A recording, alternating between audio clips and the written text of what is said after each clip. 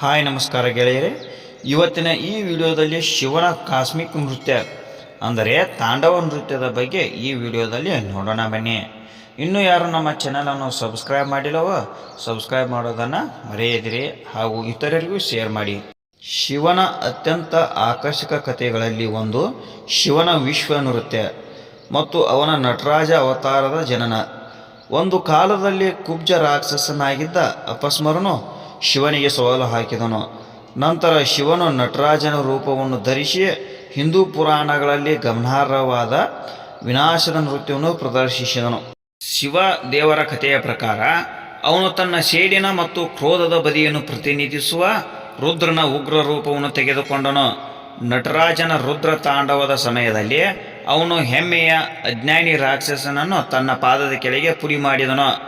ರಾಕ್ಷಸನ ಮರಣವು ಜ್ಞಾನ ಮತ್ತು ಅಜ್ಞಾನದ ನಡುವಿನ ಅಸಮತೋಲನವನ್ನು ಅರ್ಥೈಸುವುದರಿಂದ ಆ ರಾಕ್ಷಸನನ್ನು ಕೊಲ್ಲಬಾರದು ಎಂದು ಹೇಳಲಾಗುತ್ತದೆ.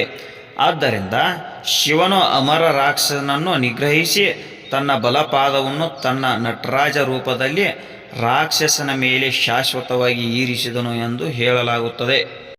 ಶಿವನ ಕಥೆಗಳ ಪ್ರಕಾರ ಕುಬ್ಜ ಅಪಸ್ಮರಣಿಗೆ ಅಮರತ್ವವನ್ನು ನೀಡಲಾಯಿತು ಮತ್ತು ಇತರರ ಜೀವನದಲ್ಲಿ ತೊಂದರೆ ಉಂಟು ಮಾಡುವ ಶಕ್ತಿಯನ್ನು ಹೊಂದಿದ್ದನು. ಅವನು ಅಜ್ಞಾನಿಯಾದನು ಮತ್ತು ಜನರಲ್ಲಿ ಅವ್ಯವಸ್ಥೆ ಮತ್ತು ಗೊಂದಲವನ್ನು ಉಂಟು ಮಾಡಿದನು. ಒಂದು ನಿದರ್ಶನವೆಂದರೆ ದಾರ್ಶನಿಕರ ಗುಂಪು ಶಿವ ಮತ್ತು ಪಾರ್ವತಿಯನ್ನು ಗುರುತಿಸಲು ವಿಫಲವಾಗಿ ಕಿರುಕುಳ ನೀಡಲು ಪ್ರಯತ್ನಿಸಿದಾಗ ಅವರು ವಿಷಪೂರಿತ ಹಾವುಗಳಿಂದ ಅವರ ಮೇಲೆ ದಾಳಿ ಮಾಡಿದರು. ಇದರಿಂದ ಕೋಪಗೊಂಡ ಶಿವನು ಎಲ್ಲ ಹಾವುಗಳನ್ನು ನಾಶ ಮಾಡಿದನು ಮತ್ತು ಅಪಸ್ಮರನನ್ನು ಎದುರಿಸಲು ಒತ್ತಾಯಿಸಿದನು. ಅಂತಹ ಕುತಂತ್ರದಿಂದ ಕೋಪಗೊಂಡ ಶಿವನು ತನ್ನ ರುದ್ರ ತಾಂಡವವನ್ನು ಪ್ರಾರಂಭಿಸಿದನು. ಅದು ಅಪಾರ ಶಕ್ತಿ ಮತ್ತು ತೀವ್ರತೆಯ ನೃತ್ಯವಾಗಿತ್ತು. ಪ್ರದರ್ಶನವು ಎಷ್ಟು ಅದ್ಭುತವಾಗಿತ್ತು ಎಂದರೆ ಅದು ಲೋಕದಲ್ಲಿರುವ ದೇವರುಗಳನ್ನು ಸಹ ಹೆದರಿಸಿತು. ಡಮರುವಿನ ಶಬ್ದವು ತುಂಬ ಜೋರಾಗಿತ್ತು. ಅದು ರಾಕ್ಷಸನ ದುರಹಂಕಾರ ಮತ್ತು ಹೆಮ್ಮೆಯನ್ನು ಛಿದ್ರಗೊಳಿಸಿತು.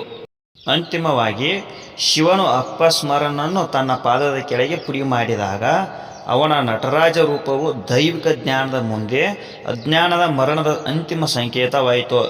ಮಹಾಶಿವರಾತ್ರಿಯ ಸಮಯದಲ್ಲಿ ಪಠಿಸಲಾಗುವ ಅತ್ಯಂತ ಜನಪ್ರಿಯ ಶಿವಮಂತ್ರಗಳಲ್ಲಿ ಒಂದಕ್ಕೆ ಹೆಸರಿಸಲಾದ ಶಿವತಾಂಡವ ಸ್ತೋತ್ರದ ಹಿಂದಿನ ಕಥೆಯಿದು.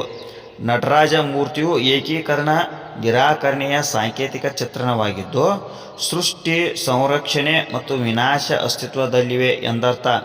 ನಟರಾಜ ಸ್ತುತಿಯು ಆಧ್ಯಾತ್ಮಿಕ ಜ್ಞಾನವನ್ನು ಎದುರಿಸಿದಾಗ ಅಜ್ಞಾನವು ಯಾವಾಗಲೂ ನಾಶವಾಗುತ್ತದೆ ಎಂಬ ಸಂದೇಶವನ್ನು ಕಳುಹಿಸುತ್ತದೆ.